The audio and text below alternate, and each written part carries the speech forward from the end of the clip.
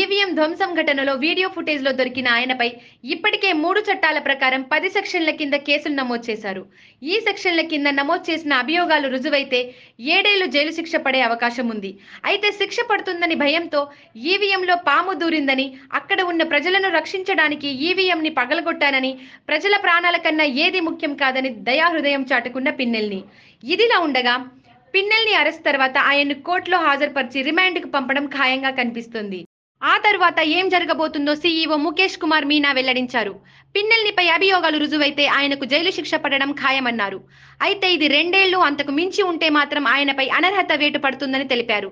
ఆయన ఈసారి ఎన్నికల్లో గెలిచినా 2 ఏళ్లు జైలు శిక్ష పడితే మాత్రం అనర్హత వేటు వేయాల్సి ఉంటుందన్నారు. అదే జరిగితే తిరిగి మాచర్ల నియోజకవర్గంలో ఉప ఎన్నిక నిర్వహించాల్సిన పరిస్థితి ఉంటుందని భావిస్తున్నారు. ఈవీఎం ధ్వంసం ఘటనలో వీడియో ఫుటేజ్లో దొరికిన ఆయనపై ఇప్పటికే 3 చట్టాల ప్రకారం 10 సెక్షన్ల కింద కేసులు నమోదు చేశారు. ఈ సెక్షన్ల కింద నమోదు చేసిన అభియోగాలు రుజువైతే 7 ఏళ్లు జైలు శిక్ష పడే అవకాశం ఉంది.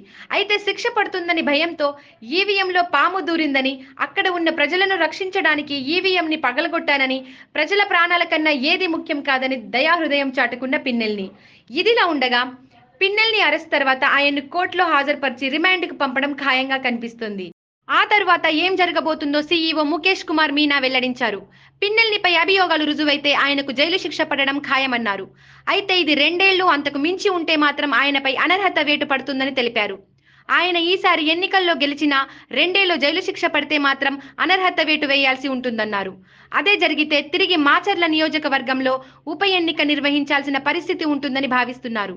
Please subscribe Pragna Media. Please like, share, subscribe to Pragna Media. Pragna Media, please do like, share and subscribe. Please subscribe to Pragna Media. Please like, share and comment if you like the video. Pragna Media.